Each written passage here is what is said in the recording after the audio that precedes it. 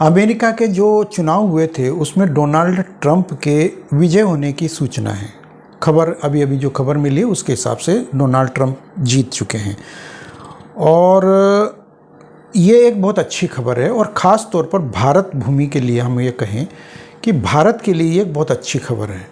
क्योंकि Donald Trump बेशक है तो पश्चिमी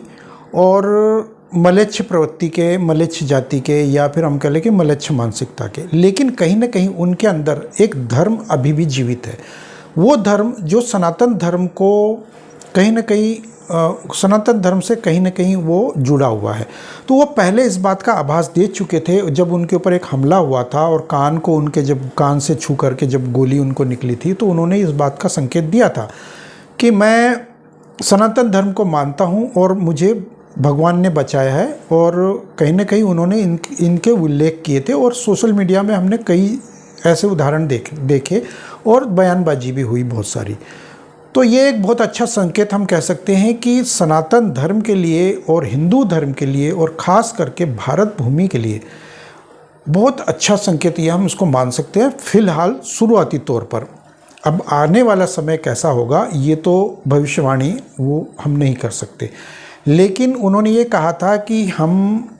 हिंदू जितने भी अभी तक मारे गए उनकी याद में एक स्मृति बनाएंगे, या एक उन्होंने होलोकॉस्ट कुछ ऐसा शब्द कहा था जो बनवाएंगे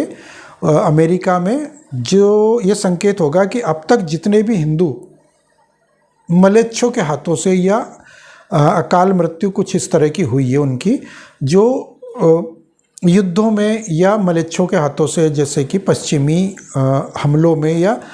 षड्यंत्रों में इस तरह से जो मारे गए हैं हिंदू, उनके नाम पर बनवाएंगे। तो वो तमाम जितने भी हिंदू उनके नाम पर बनवाएंगे। इन्होंने पहले प्रॉमिस किया था इस चीज़ का, तो हो सकता है कि वो भूले ना और इसका भी निर्माण करवाए।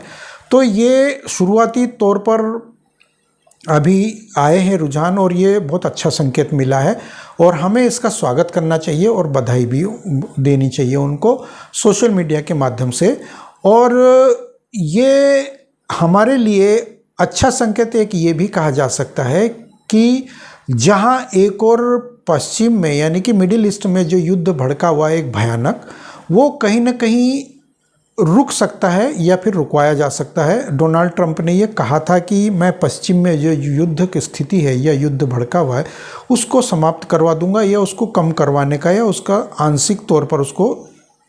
समाप्त करने का प्रयास करूंगा। तो वो जो भी स्थिति बनेगी वो उसको समाप्त करवाएंगे। दूसरी बात यह है कि वो जो घोर कम्युनिस्ट या घोर वो जो मानसिकता, जो मलेच्छ मानसिकता के जो प्रेसिडेंट इस वक्त जो हैं, वो बाइडेन या कमला हैरिस या वो जो लोग हैं, वो बहुत ही विभत्स तरीके के और अनार्य, अत्याचारी या पूरी दुनिया में तहस महस उथल पुथल मचाने वाले लोगों की उनकी अपनी मानसिकता रही है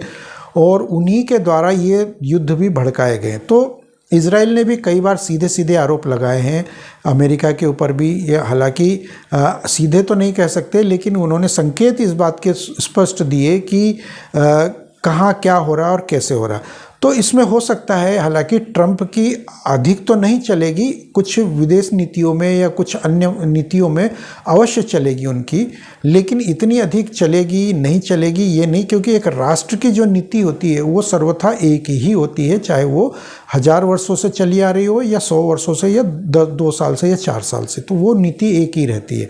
वो कभी बदलती नहीं है। और वो नीति अमेरिका की हमेशा से षड्यंत्रकारी ही रही है अन्य देशों के लिए, लेकिन ट्रंप उसको कहीं ना कहीं मॉडिफिकेशन करने में थोड़ा सफल हो सकते हैं। और हमें इसमें इतना भी हालांकि खुश नहीं होना चाहिए कि भारत को 100% लाभ होगा, लेकिन कहीं ना कहीं 2-4%, 10%, 25% लाभ हो सकता है।